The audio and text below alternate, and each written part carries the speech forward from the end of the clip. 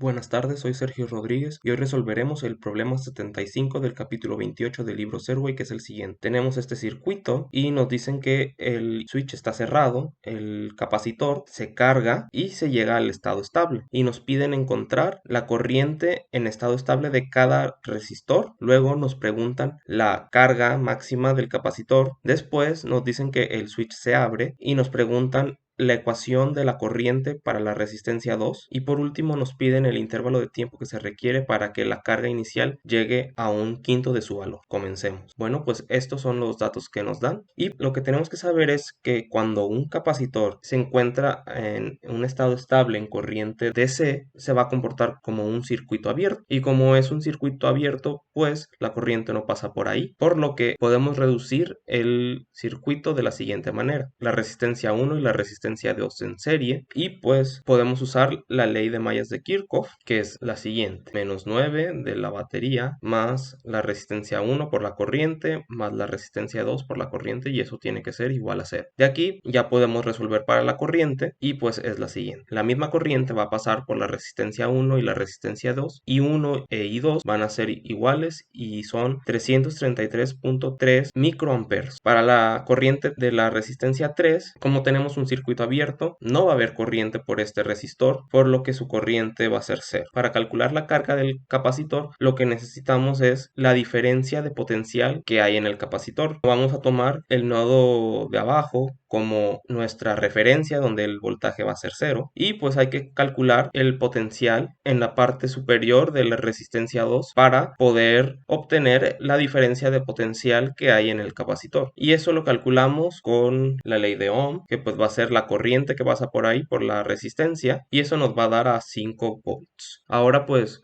como la corriente aquí es 0, el potencial aquí va a ser 0 y arriba del resistor también va a ser 0, por lo que la diferencia del potencial en el capacitor es de 5 volts. Y ahora ya podemos calcular para la carga, porque ya tenemos la diferencia de potencial, ya tenemos la capacitancia, sustituimos y nos da que la carga es 50 microcoulomb. Ahora el switch se abre y una vez abierto el switch, pues la corriente en el resistor 1 va a ser 0, puesto que queda suelto, y el circuito va a quedar de la siguiente manera. Ahora el resistor 2 y el resistor 3 están en serie, por lo que podemos reducirlo a un resistor de 18.000 ohms. Es un típico circuito RC. Hay que resolver la ecuación diferencial para poder calcular la carga, y pues esto es nada más una ley de Kirchhoff. Lo que hacemos es ahora separar las variables, las q's de un lado y el tiempo del otro lado, integramos y obtenemos lo siguiente.